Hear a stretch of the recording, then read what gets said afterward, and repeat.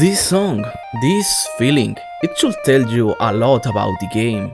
The sensation of beginning, a fresh and new day, full of life, like a cold but not warm tomato coriander salad, with the vegetable of your own little farm, a beautiful life in a beautiful valley. What else did you want? But you have been here before. This is your third round. Maybe you have been put mods in the game already and have more than 300 hours in total, and you force your friends to play this game in co-op and don't even last a week. Again, Stardew Valley. Don't you have all the achievements already? Don't you have more games to play? Yes, I want to play Stardew Valley, and you also too. Stardew is a dream that some of us have, the only game that hit that happy spot maybe for you, or a life-saving, especially for his creator. But there is an interesting question here. Why? Why we always come back to Stardew Valley? Yes, you always come back from where you were happy, but there should be a more interesting answer, don't you think? Why Stardew is different? Let's explore that.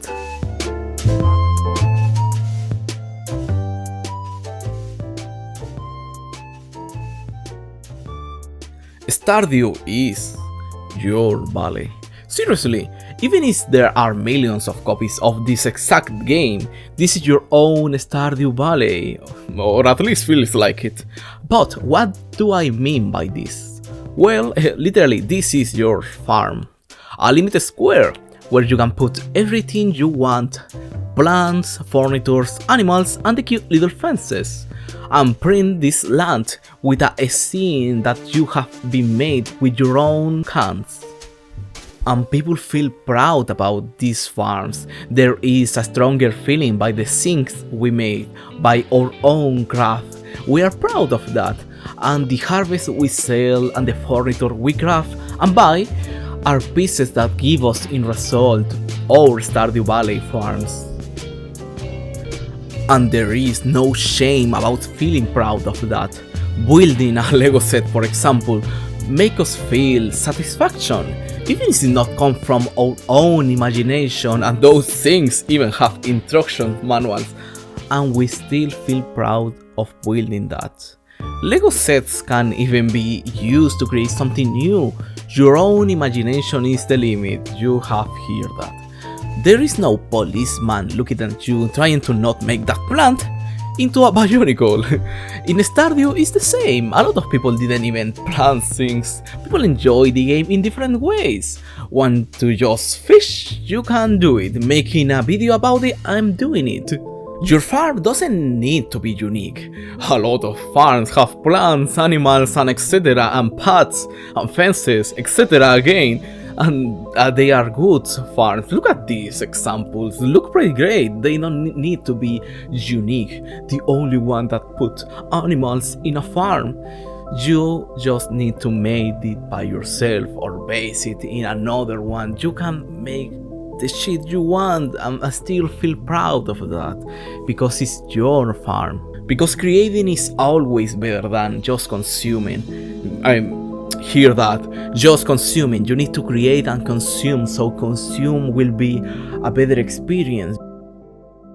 And yes, you have your own little farm, a pair of scarecrows too, and the game even lets you have a horse, and they look pretty cute, I will say that. But there are forces that make you continue to play in this game, forces that are invisible, but they are always present around you. Things that are beyond human comprehension. The human eye can't even see them, because if we can, oh, they there are. Progression. The game makes you progress from a dirt pile of land to a magnificent land with vastly animals and plants and decoration that feels owned. All that by hooking you with some simple mechanics, game mechanics, like character level ups, like in level ups. By acting in the game, wow, farming, mining, foraging, fishing and combat, you level up those abilities, giving you new recipes or choose between bonuses. What bonuses? Like level 5 farming, choosing between the always better animal products worth 70% more or the always boring crops worth 10% more. The answer is the big number. Making you choose between those bonuses give a new playthrough a new feeling of progression, or just maybe choosing one and do the exact opposite later. It's just a bonus in the end of the day. The game don't limit you, it's only a part of the other progress mechanism that present in this magnificent game that hook you to still continue playing, like equipment upgrades. The equipment that you use constantly can be upgraded. The shovel, there is a fucking shovel, like the watering can. The equipment that you use constantly can be upgraded to make your tasks more quickly and more energy efficiently, because the watering cans consume so much energy. Also, the house can be upgraded, like the kitchen upgrade that adds a kitchen. The basement one that blah blah blah, and those rooms that you can add to put babies. Some of us rush some of the tools upgrade. The pickaxe and the fish rods, in my opinion, obviously are the most. The tools upgrade are so important because people feel the difference between a pickaxe that cannot break a rock in one swing and other that can break big rocks. The same with the axe. People feel that they are losing less time, that they are wasting less time to play more the game that they love. Having a better equipment can make the difference for people leaving this game or continue playing this one. The community center is maybe one of the ways of progression that can impact more your way of playing the game, because minecarts are a must in the early, the bridge repair that allows you to go other places, the greenhouse that saves you in the winter, and this bowl removal that I don't even remember. And I don't forget the bus stop. The community center is a constant place in your mind. Every day you want to progress a little to unlock these different things, and every step gives you a reward. The farm upgrades, well, the greenhouse, I talk about it already. Having animals, chickens, sheep, my horse boy that lets me drive him to the beach every day, and even dinosaurs. The farm progress a lot during your playthrough, even if you don't have all the animals during the winter. My girlfriend only played this game because she heard that you can have blue chickens, and I think she is not the only one. Yes, quartzes, you eat all the quartzes. I'm not into that deep in Stardew Valley's relationship system. My normal best friend in this game are the silent fishman and the homeless one, so I hear you enjoy this a lot, so be happy. I don't know anything about it. Crows, I don't even like crows, so you can dislike her now. And the museum, my dear museum, that I don't even read the books that I find for you. And man, progressing in the museum always feels like every progression system makes you continue a day more, a little thing more to the museum, a new upgrade to the tool, a step further in the progression of making a better farm, a better game. This keeps people playing it, and is a real important part of the game and why we always come back. Yes, this is a category. The alternative title was How It Gets to Mail into Your Own Schedule in Real Life, but this is a little too big for the title screen. Well, you have a life, maybe, and these theoretical lives consume you time, so you cannot start you every day, every hour, start you to the vein, doctor. You need to work, eat, and sometimes sleep, I hear, but I have a lot of games that feels too long to be played, so I don't want to put 150 hours in Persona 5. But you have more than 300 hours in Stardew. Well, because Stardew is mailed into your own schedule in a way that few games can do. Sometimes we get too tired at home because of the work. wanting to rest and only sleep. Even if we want to play, we don't, because playing 1 hour is too little for most of the games. But Stardew Valley's days are only 20 minutes long. And having 20 minutes means too little time before sleep. Just plant some crops, pet some animals, and use all your stamina, and you have the Stardew Valley experience in only 20 minutes. Or maybe you have 1 hour, well, 3 days. That's a pretty great progression in the game, a 1/10 of the seasons approx. Or maybe you have been all days in your free day playing this game and wanting to stop, and you tell your friends at the end of the day in Stardew Valley you will go to make dinner. Stardew Valley 20 minutes day cycle is a perfect dosage to shop in part or being extended in longer session. It can fit in most ways of living. Train ride, before sleep, as a relax from study, and just you waiting for your partner to be ready. A pretty great experience, 20 minutes experience, like most of the good things. Stardew Valley is a game about routines and habits. I will give you an example. In the early game, it's very common to wake up every day, water your plants, harvest them, and put them in the wooden box so they get sold in the night. Later, you go slowly to the plaza to buy some new seeds of the new season. And what did you see? Pierce is closed. This Wednesday, the store is closed. You have 300 hours in this game, and you still forgetting about Pierce closing this day. That's all your fault, obviously, but not that much. We create habit in this game, and the game make it easier. I will present you a situation. You open the game. Click the E because you want the alien to salute you. Open your farm and a new day appears. You watch the TV and good luck today. Nice! Get out of your farm, and what is the first thing you see? The first thing that you see is that it's raining. And I will stop you there to ask you, what is the next step to do? And the answer is, you go to the mines. That's my normal response.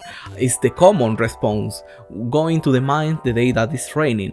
But why? Why we go to the mines the day that it's raining and sometimes we go to fishing?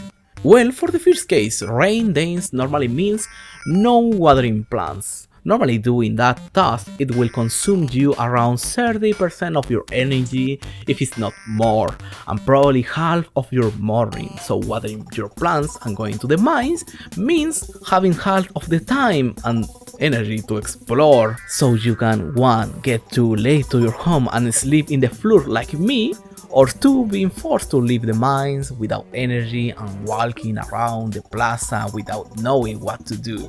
So these both scenarios are very unpleasant. So internally our minds or brains make us choose to go to the mines in the longest days possible, which is rain day. And for the other case, the fishing one, just simply because raining affects fishing probabilities and the type of fish who appears. A more straightforward way to lead the players, and all that because just a little of rain. And by that, Stardew Valley created a routine in your in-game life without you knowing it. Routines have it deep rooted in our minds. A lot of people try every year to create them. I need 21 days to go into the gym, so it became an habit. I hear that. I know you hear that too. And I see a lot of people who they use the winter to start a new Stardew Valley run. So you tell me how much this game is rooted into people's minds. But Stardew is not the only game who does this. Different games have progression systems like RPGs or Metroidvanias. The coziness vibe is not unique to Stardew's. Animal Crossing exists. The liberty of expressing yourself in a land, well, Minecraft, and the satisfaction of your farm making thousands of gold by the system you created, well, Factorio exists. Stardew Valley was not even an original idea, it was a fierce response from Eric Barron, the creator of the game, to the stagnant franchise of Harvest Moon, games who he loved. The combined mechanics and efforts from different games and places give us in result the great game that is Stardew Valley. You don't need to be unique to create one of the best things. Normally, people want good things that are in other places, like having a house, a good life in a good town full of life with decent people. That's not a fantasy idea that Stardew Valley created, that Eric Baron comes from his mind and doesn't have existed already. That was real life, or at least it should be. Maybe the world should be more like Stardew Valley, a home, a land, neighbors to talk with, in a beautiful plaza, events full of joy and effort, and not just corporative festivities so you can spend your money in it. The familiarity of walking in an environment that is not hostile at you feeling belonging to that place. Or more radical things like you having progress in your own life, not living from paycheck to paycheck or worrying about rents and bills to be paid, your efforts and existence for the purpose of your improving your own life, for the people from your community. You being good so you can help others. I want Linus to have a home in the nature, just like he wants a home that not leak every rain, warm food to keep him in a good living situation, not just thriving. Feeling that your efforts are giving a result, that you are appreciated by that you are having a good life.